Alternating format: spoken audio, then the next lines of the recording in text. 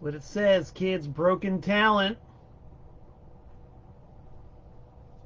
So if you see broken talent and hear my voice and you're on Facebook, then you know that it is Wednesday, 7 o'clock p.m. There it is. Nope. There it is. 7 o'clock p.m. Eastern Standard Time. And you are absorbing Tent Talks Tunes. Yay! Or maybe it's later and you're watching it on YouTube. Or maybe it's later and you're watching it archived on my Facebook page. Whatever, you're here, you're watching it. Life is good. Hello, Mr. Smith. Thanks for tuning in right off the bat. And the half a dozen or so others who are tuned in right now, whose names I cannot see, thank you very much. It's always good to be here to talk to the people about stuff, about music, because music is stuff. Ain't much better than that. Ms. Gelman, welcome aboard. How are ya? Good to see that Arizona's representing. And who knows where else is representing. Neil! Working in a record store, daydreaming about the upcoming tour. Neil, what is that a quote from? Broken working in a record store, daydreaming about the upcoming tour. I don't know. I couldn't write a song with that couplet because my sense of onomatopoeia is completely displaced. First things first, of course, we got to remind everybody about my mailing address. TPOS is my record label, as you see in the backdrop behind me when I take this thing down. My mailing address is P.O. Box 3626, Newtown, Connecticut, 06470. I love getting mail, and I love sharing the mail I get with all you people out there. This is a mysterious envelope from a mysterious sender named DTR from PLV TX, Texas. They are advertising a compilation cassette of some sort. I have no idea what it is. That's what the flyer looks like, a whole envelope full of flyers for this thing. But it looks like they've got a pretty wacky aesthetic. Let's see if I can read the shill here. I have my stronger glasses from the dollar store. Let's see. Step through the door to a better sounding tomorrow. Courtesy of Eternal Darkness Creations from Cosmopolis, Pennsylvania. A proud distributor of Doomsday Today records. Nope, I don't know what it means. But I got an envelope full of these flyers, and there, I just read them to you. So whoever you are, whatever you are, DTR, thanks for the mail. This brightened my day. You can't really tell exactly what it is. It's a homemade envelope. Somebody painstakingly crafted it, folded it, and taped it together and sent me a letter in it. It's actually from, hey, what do you know, Paris Mancini from Santa Fe, New Mexico. My musical collaborator and tour partner and world traveler and all-around good egg. Isn't that cool? She made an envelope out of a piece of paper and sent me a letter enclosed in it. That's cool. So keep the cool stuff coming, kids. P.O. Box 3626, Newtown, Connecticut, 06470. I love mail. Let's drink a slight toast to the mail, shall we? My good pal Jill Elizabeth, my BFF forever, is tuned in, and her comment is, oh my god, that shirt. I didn't even know this shirt existed until literally about a minute before I went on air. I was going through my boxes of stuff because I wanted to show you guys some Broken Talent related things.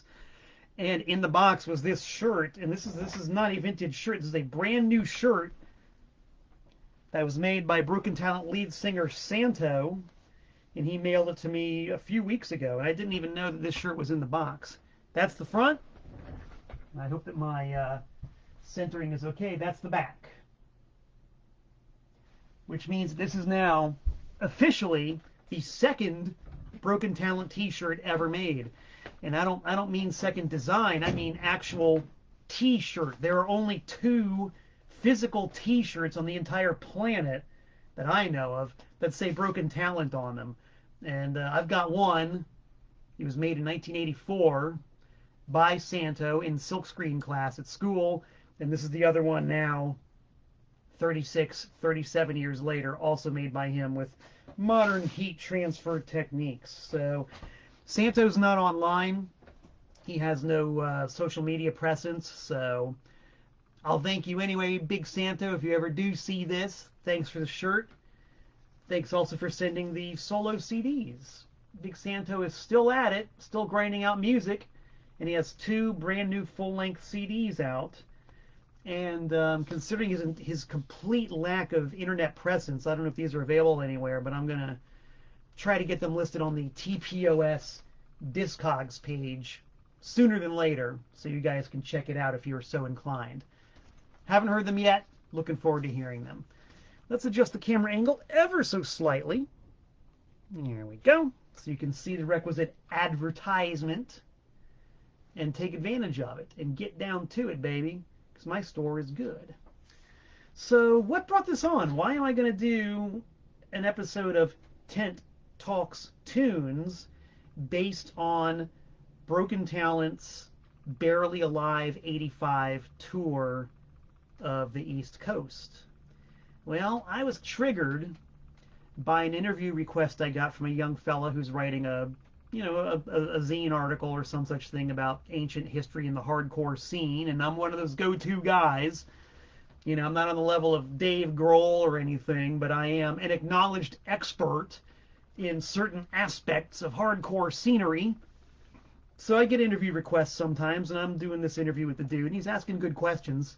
And some of the questions were about Broken Talent, my original punk rock band from Florida, and when we went on tour in 1985, our second tour. And I'm answering these questions, and just like, all the memories are coming out, and all the stories are coming out.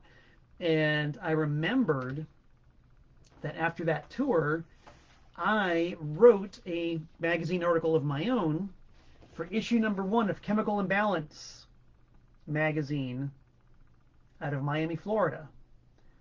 This is issue number 1. It was published by our friend Mike McGonigal, who, by the way, is still writing, still in the magazine racket. He's currently writer of Maggot Brain magazine. I think they're out of Detroit. They've got a couple issues out now, and I have not read them yet, but they look fantastic. And so I'm really keen to know that Mike is still publishing. He had a magazine called Yeti for a long time. That's Y-E-T-I, Yeti. But this was his first ever foray into publishing. And so, yeah, he asked me if I would write about the most recent Broken Talent tour. I agreed. And through the wonders of the fact that I save everything, I can now open up this magazine and read to you the Broken Talent tour diary from 1985. And this is a real stream of consciousness kind of thing. It's not like facts and figures from start to finish. So I'm going to read it to you as the words appear on the page, and I will interject as necessary. And just so you guys have a bit of connection to what it is, this is the page from the magazine itself that I am reading from. Okay? Okay.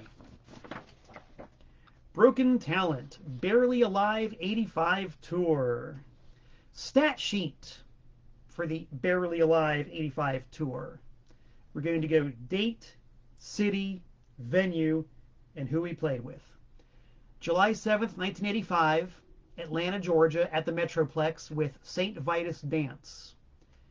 July 10th, 1985, in Chapel Hill, New York, North Carolina. At the Turning Point, we played with Ourselves. July 12th, 1985, Albany, New York, at the VFW Hall with Tom Tricoli's Dog, St. Vitus, and Black Flag. Whoa. July 13th, 1985, in Stamford, Connecticut, at the Anthrax, with the Violators and the Vampire Lesbos. July 14th, 1985, New York City at CBGB, Mental Abuse, The Freeze, and the Crumbsuckers. July 21st, 1985, New York City at CBGB, Iron Fist, Token Entry, and the Cro-Mags. July 23rd, 1985, Pittsburgh, Pennsylvania, the Electric Banana with the Idiom and the Inbred. And then July 27th, in Marion, Virginia, in Jeff's basement, with the Southern Rock Cocks, Luke Puke and the Vomits, and the Sarcastic Assholes. Okay, that's the itinerary. You'll notice the dates are kind of spaced out. It's not like one night after another. Oh boy, I hadn't learned that skill yet. Nowadays when I tour, nowadays of course being, nowadays being a very loose term, when I tour in recent times, it's a minimum of one gig every night. When I look at my finished itinerary for a tour, I like to see somewhere around 21 shows in 21 days, maybe 22 or 23 shows in 21 days. Our average here was 1, 2, 3, 4, 5, 6, 7, 8 shows in 20 days. No wonder we were barely alive. That's a lot of downtime. All right, here's the prologue to our 8 gigs in 20 days tour. Prologue. Hello, I'm Malcolm Tent. I play bass with Broken Talent. We recently got tired of not playing in Miami, so we took our act up the East Coast and back. We had a lot of fun and met a bunch of cool people. The following is a disjointed account of this time in our lives. Broken Talent was, at the time, Marky Awesome on guitar, Santo on voice, Shane on drums, and myself on bass. And I guess a wee little bit of background is required for this. When we went on tour, we were, I'll say, greener than green. We had already done one little itty-bitty tour the year before, but it was only 3 cities spread out over a week. And we still did not know what we were doing. So the 4 of us piled into my 1972 Dodge. I forget the make of the Dodge, but it was a former highway patrol car, a former Florida highway patrol car made out of battleship steel. Got 12 miles to the gallon. I did not know certain things about cars, like when you're driving a car like that you really should get it tuned up and looked after before you take it on a huge trip all the way from the very bottom of Florida to about the lower middle of New York and then back. Had no idea. So we were constantly breaking down. This thing, on the best of days, got 12 miles a gallon. Who even knows what it actually got without a tune-up or any kind of preventative maintenance whatsoever? So it's the 4 of us in this 72 Dodge. At the time, I'm pretty sure I'm the only guy in the band who had a job. I know for sure that Mark, our guitar player, did not have a job. If Shane, the drummer, had a job, he was very underemployed. But I'm pretty sure he didn't have a job. I'm almost certain of it. And Santo is kind of the same deal. He was more of a full-time student. And if he had a job, it was like just a part-timer somewhere. So I was the only one who had a job that even resembled full-time. So everybody was just kind of left to their own devices. Whatever they piled into the car with is what they had. And that's what had to last them for the entire time we were out. So, everybody was kind of fending for themselves. If we made any money at the gigs, it went into gas, and if anything was left over, food for the band. That, of course, was presumptive that we actually got paid. That's a whole different set of stories, which is why this thing might end up being a 2-parter. But that's the background, okay? We're inexperienced, we're young, we're green, we're broke, we're in this ridiculous out-of-tune gas guzzler. We didn't have drums either. No drums. The curse of Broken Talent was that we never had drums. Even when we had a drummer, we never had drums, except for our very first drummer who didn't last long. It was either no drums or no drummer or neither. That's how we decided to go on tour in the summer of 1985. Okay. So, random notes. Don't play Atlanta on a Sunday afternoon. Chances are 99.9999997%. My grammar was pretty bad back then. Chances are that 99.99997% of the city's population will not come to see your band play, and the sound man will end up paying $30 out of his own pocket so that you and your scruffy friends don't tear apart his sound system in frustration over being ripped off. Just remember that the guy to beat up at the Metroplex is, I'll skip the description because who needs it, who will deny that his name is what his name is and that he runs the Metroplex and that he ripped you off due to his own incompetence. Better yet, just avoid the whole situation. Wow, I was a pissed off young man, wasn't I? Gee whiz. I mean, I'm still pretty pissed off, but wow, that's really pissed off. The story behind that is that we played the Metroplex on a Sunday afternoon and nobody showed up. 0 people, except for 2 guys who won tickets on the local radio station. They did a ticket giveaway. These 2 dudes showed up and we played to an empty room. And I remember that there were some punks on the outside of the club in the parking lot who were there when we pulled in and laughed at us because our young friend Andy Powell was with us, and he was probably 12 or 13 years old at the time, and his mom was with him as well to drop him off.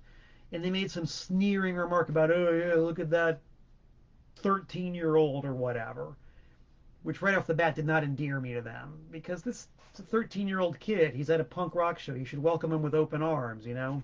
Support the scene. Of course, Andy went on to punk rock greatness in years later, and this kid was already so punk rock it was ridiculous. I think he had us beat in terms of attitude and smartiness and musical aptitude. But anyway, we got sneered at when we pulled into the parking lot, and then we show up and there's literally nobody there. And of course, when I'm writing this screed, extremely pissed off, it was at least in part due to disillusionment. The Metroplex had booked us the year before, and it was actually a pretty decent show. We were with our friends Generic Death, and my BFF Jill was with us, or she'd come up with Generic Death to visit. So they were all there, and there were some local people there. And so we naively assumed that since there were people at the show the previous summer, well, of course there's going to be a bunch of people at the show this year, right? Doesn't work that way, kids. As I've discussed before on Tent Talks Tunes, unless you've got a money machine behind you to advertise the show and remind people that they need to be there and see your band and buy your product, nobody's going to know. No one's going to care. I remember we sent a package of flyers to this guy in Atlanta who I found through Maximum Rock and Roll. He had this letter saying, hey, if you're playing in Atlanta, send me some flyers and I'll put them up around the town. I said, great. So I ran off a bunch of flyers, sent them to this dude, and sure enough, he did put them up around. I saw them around Little 5 Points, and I think there might have been a couple at the club, but nobody showed up, you know? So, of course, when I wrote this, I vented my anger at the guy running the venue, who probably did the best he could with what he had. You know, the Metroplex was a great venue, totally reputable. They booked tons and tons and tons of great shows. But I was pissed off and vindictive. And unfortunately, that was a real hallmark of a lot of Broken Talent's publicity and public relations at the time, especially at the very beginning. We were pissed off and vindictive about a lot of stuff. And we, of course, were not shy about putting it in print, which I'm a little bit embarrassed about now, but whatever. Some people actually liked it. I guess they thought it was edgy. I'm just here to say now that I'm a lot older and maybe a smidge wiser. So the Metroplex was a total bomb the second time around, but the sound man paid us $30 out of his own pocket, and we actually rocked out. And that was my first ever experience with just saying, well, here we are. Screw it. Let's rock. Let's just do it. And the band we opened up for, St. Vitus Stance, were pretty cool. We'll talk about that in a minute. Woo! Can't believe I've gone 23 minutes and I'm only into the first paragraph of this thing. God dang.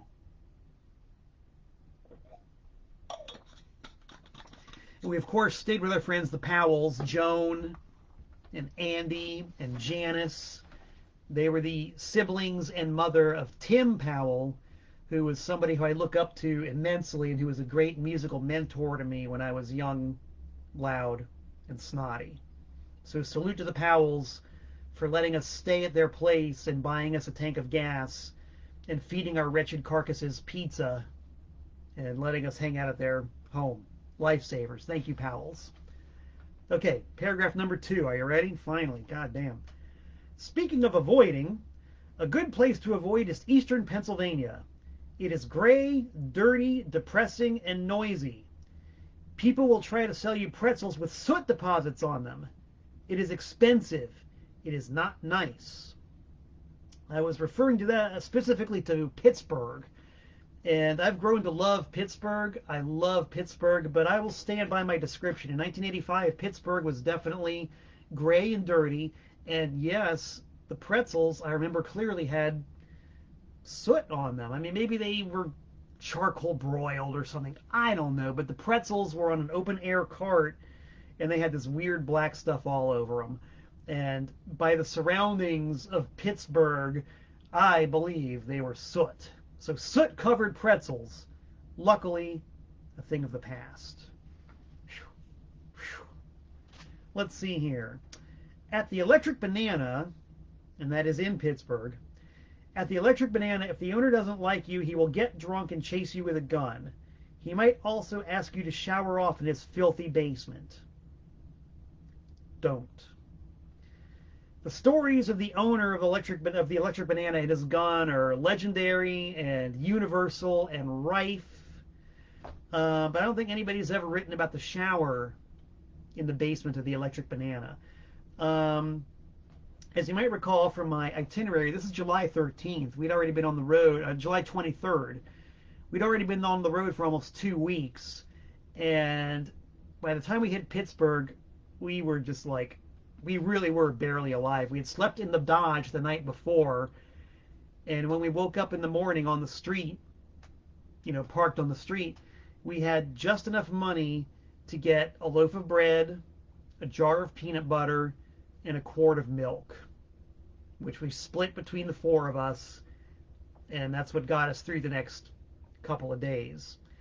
And we were, as I'm sure you can guess, in desperate need of bathing and basic hygiene by then.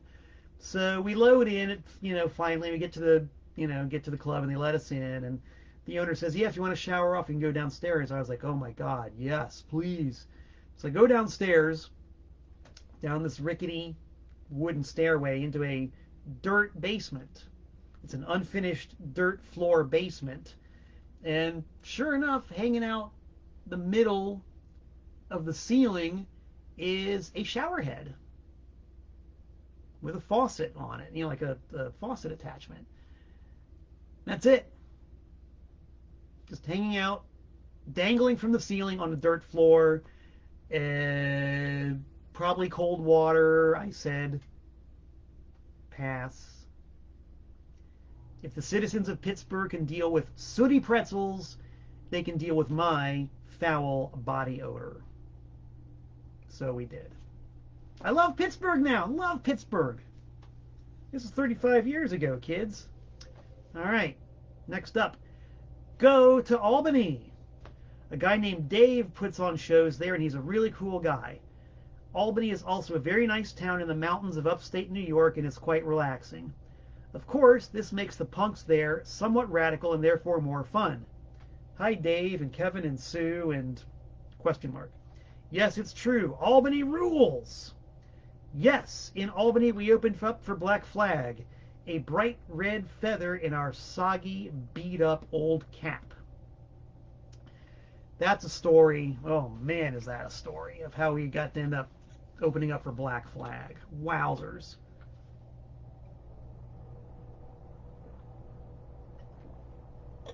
I might have told the story before, but we're here now, so tell it to you now. Again, whatever. I booked the tour using the pages of Maximum Rock and Roll, going through the scene reports that they used to have that people would write about their local scenes. And in the Albany scene report, this guy Dave Stein, who I'm pretty sure is still out there somewhere, hello Dave, wrote in his scene report that he promoted shows. So I called him up and told him the date we were going to be in town, which was, oh yes, okay, got it, July 12th. He said, well, that'd be cool, except I've already got a show that night. Black Flag is playing. But if you guys can get on the bill, you're welcome to play. And I said, okay, let's give that a shot.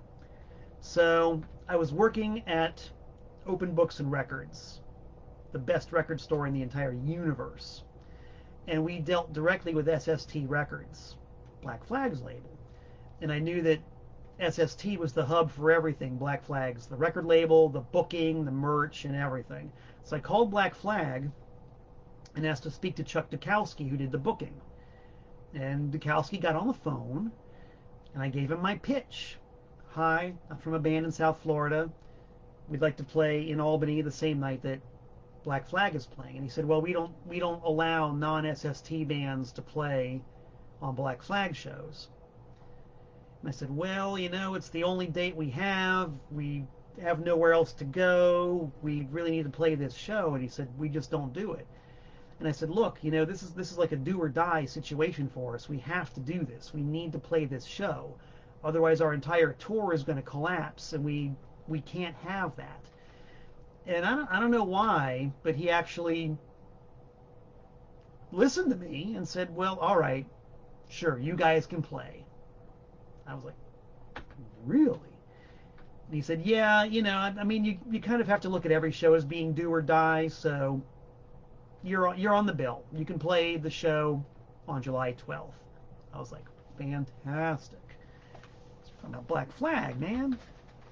Not only that, St. Vitus opening. Whoa. So we get to the VFW hall in Black Flag where the show's being promoted. And we go to the front door and we see the flyer that says Black Flag, St. Vitus, Tom Tricoli's dog, Broken Talent from Miami, with Broken Talent from Miami crossed off. Like, just totally crossed off. And I was like, what is going on here? Because this was one of several times on this tour that we were completely, utterly broke. We had no money. If we didn't make any money in Albany, we were going to be stranded. And Albany was the farthest north we were going. So I found Dave and said, hey, Dave, Malcolm from Broken Talent. He said, oh, you guys are playing tonight? I was like, yeah. And he said, oh, well, we never heard from you, so we assumed that you just weren't playing. And this was back in the day before cell phones, and all communications were done by pay phones. If you could find a pay phone and put enough quarters in it to call Albany from Washington, D.C. or whatever, they never heard from us, so they assumed that we were off. And we never called them because we just assumed it was on. No problem. Dave was a good guy, a man of his word. He put us on the bill. Except we had to clear it with the Black Flag touring party because they didn't know anything about this. And this is where I start to suspect that maybe Dukowski had an ulterior motive in adding us to the bill. Mere speculation on my behalf, but it has been said, it has been speculated in other quarters that maybe the reason Dukowski designed these incredibly punishing, insane tour itineraries for Black Flag is that maybe he was a little bit miffed at the way he was thrown out of the band. And perhaps, possibly, he was just exacting a little bit of revenge on Greg Ginn for doing that to him by having them tour Western Canada in the middle of winter and touring the desert in the southern U.S. in the middle of summer with these incredible 29-hour drives between gigs. That's just kind of word on the street. I don't know. Only Dukowski knows for sure. So maybe it was just his kind of little, yeah, I'll put those guys from Florida on the bill. but I won't tell them. I won't tell the Black Flag touring party. Just a theory. So we get there, and yeah, we're we it's okay with Dave if we're gonna play, but we got to clear it with Black Flag. So Kira, the bass player, was running the show. She was like the road manager, and like I'm already awestruck because it's Black Flag, and this is Kira, the bass player, I have to talk to. So I'm just like, biting my knuckles, not to mention half starved and broke. Got to talk to Kira. Hi, Kira. My name is Malcolm. From this band, Broken Talent. We're supposed to be on the bill tonight. Is it okay if we play? And she said, what do you mean? Non-SST bands don't play SST shows. I said, well, we cleared it with Dukowski beforehand. And she said, well, he never told us. And I said, well, could you call him?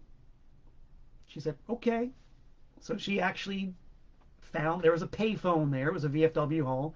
She went to the payphone and went through whatever means you had to go through to make a long distance phone call from a payphone from Albany, New York to Los Angeles, California.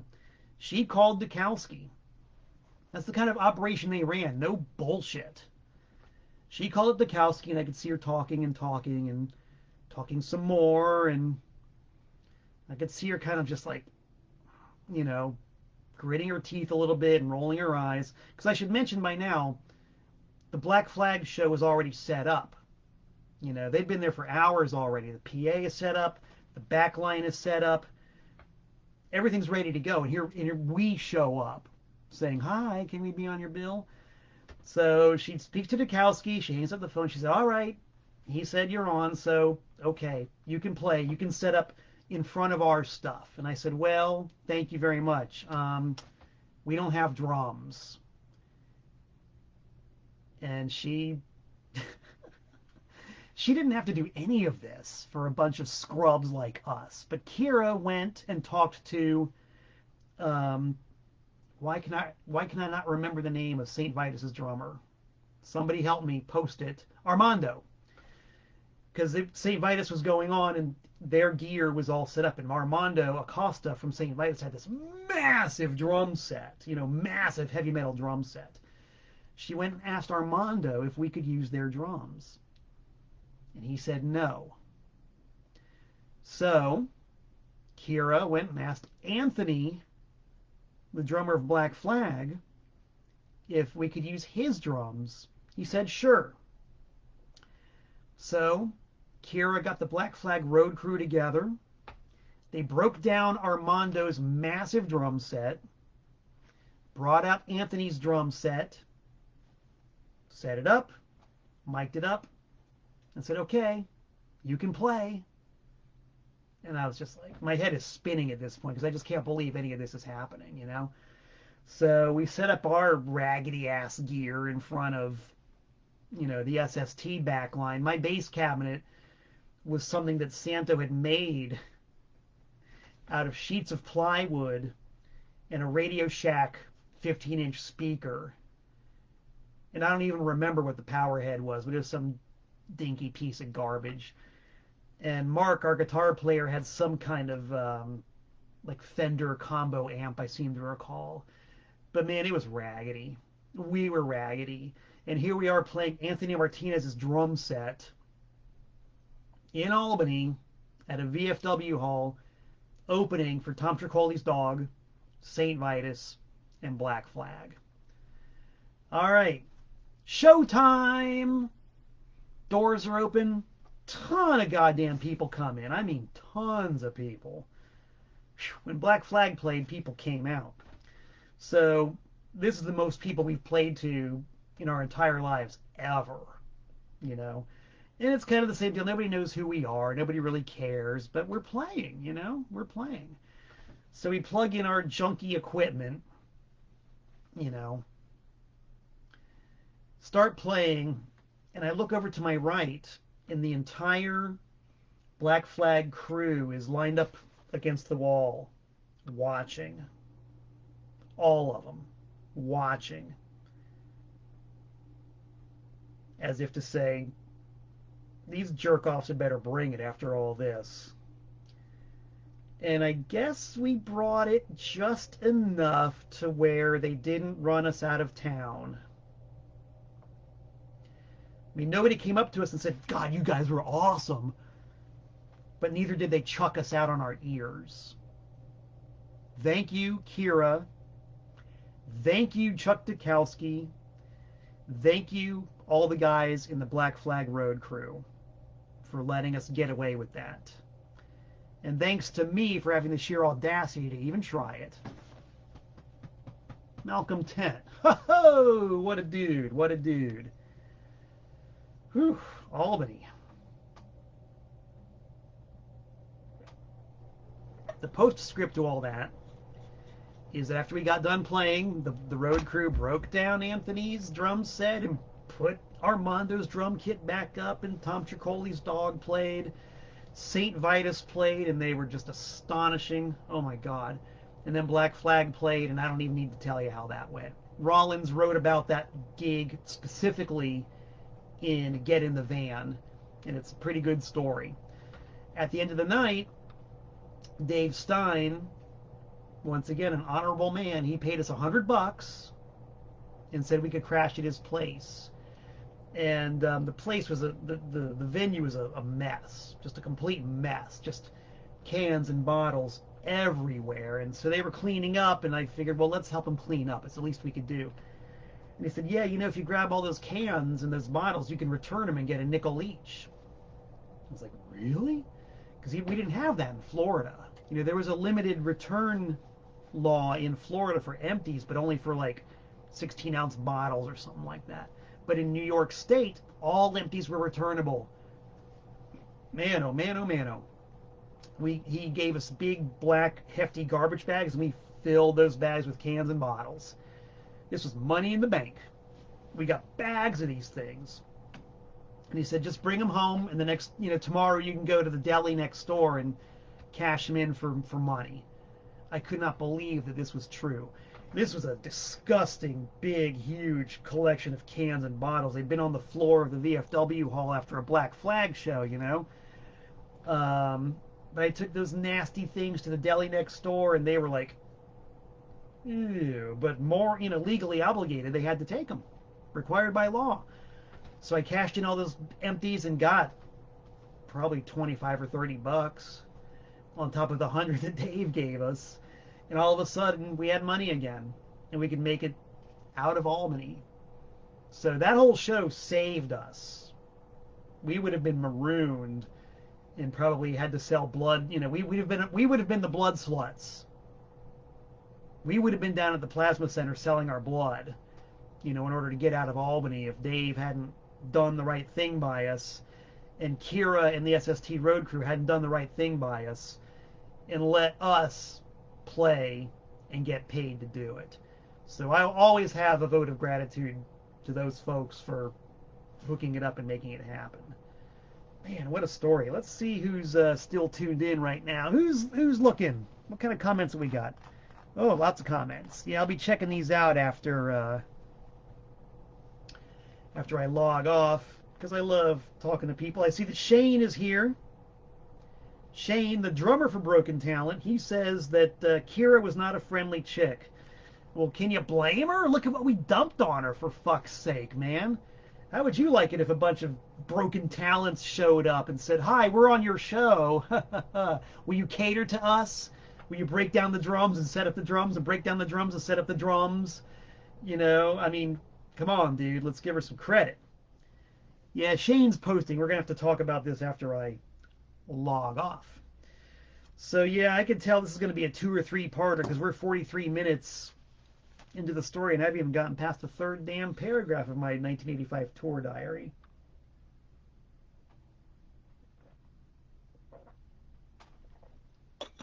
Whew, my voice is starting to go out too, but I got a few more minutes left in me. If you guys are still with me, I'll keep yapping for another 10 or 15 minutes or so.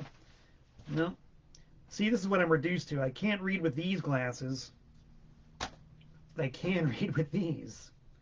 I can't read the computer screen with these, but I can with those. What a life! Let us continue, shall we? Chapel Hill is a nice old college town with a neat space called the Turning Point. There you can paint, make objects, create noise, and act like a kid. Fun! But if you are a band, you will not get paid for playing. It seems that the owner thinks that money gums up the creative process. But we did meet a bunch of cool punks, and we got to talk to okay, this is actually, I don't know if you guys can see, this is actually kind of a bad printout, so it's not just my eyes or my cheap dollar store glasses. But we did meet a bunch of cool punks, and we got to talk to some religious freaks and freaks in general when we were on a talk show at the college radio station. Chapel Hill is neat, but money helps. Now you see, once again, I wrote this in my absolute green naivete. Because when we played Chapel Hill, it was similar to what happened at the Metroplex in Atlanta. Nobody there.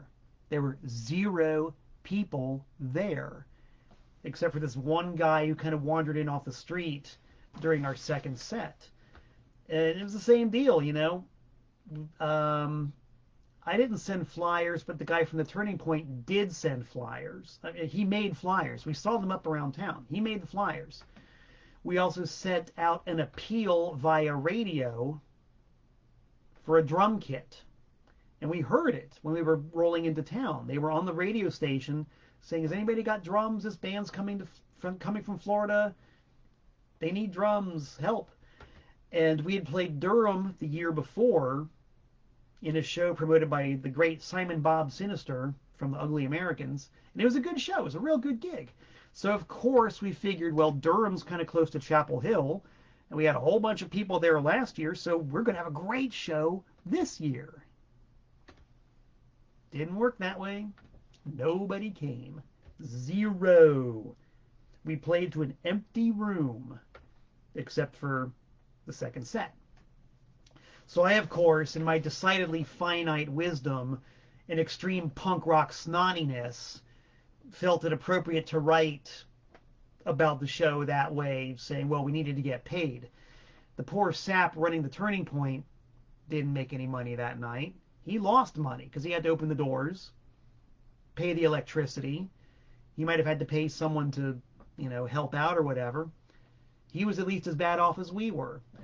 As to why nobody showed up, you fucking got me. It was the same deal as I said before. No money machine. We didn't have a label. We didn't have paid advertising. It was just 4 nudniks in a 72 Dodge trundling around from town to town, hoping that people would see the flyer and come out. Whatever. And the Turning Point was a cool venue. It really was. It was a really neat creative art space. And the guy who ran it was cool. He let us stay at his place.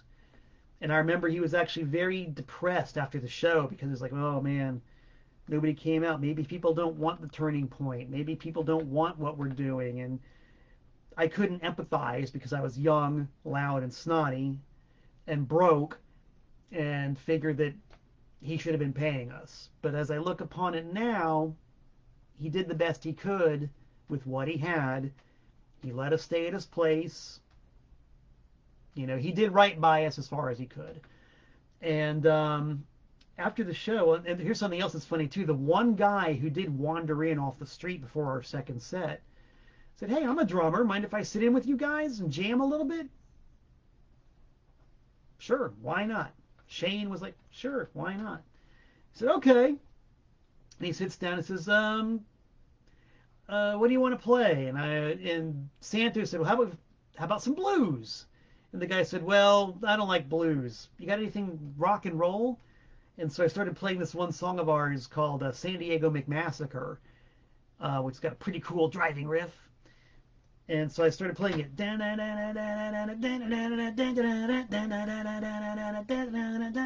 this guy jumped in, boom, and smoked our asses. This guy was a musician. We were 4 dirty, unwashed Dade County suburbanites. This guy could play. This guy was a musician. And we ended up having this awesome jam with the dude. We just played San Diego McMassacre for like 10 or 15 minutes. And it was a great musical experience to an empty room. And, one of life's savage ironies is that I recorded it. They had a jam box there, and I had, for some reason, had a blank tape. And I was able to record the jam, and the tape, I let somebody borrow it. The tape disappeared. Oh, well, what are you going to do? But that was Chapel Hill. And to this day, I like Chapel Hill a lot. I played some really good shows there. I got friends who live there. Chapel Hill, Durham, Raleigh, the Triangle. Very good to Malcolm Tent and his various bands, from Broken Talent to Malcolm Tent solo, all the way up to the almighty Anti-Scene. We like Chapel Hill, Durham, and Raleigh. Yes, we do. Yes, we do. And, oh yeah, I should mention too that we did end up somehow on a radio show, on this talk show after the gig. And we, of course, were being young, loud, and snotty. We antagonized some people, and that was me and Santo. Shane and Mark somehow ended up at this party somewhere, and we made some snide remark about skinheads or something like that. And of course, there were some skinheads at the party, and they're like, "What are your bandmates saying about us?" And I guess it was kind of a hairy situation. Shane, if you're in here, please let us have your perspective on the run-in at the party.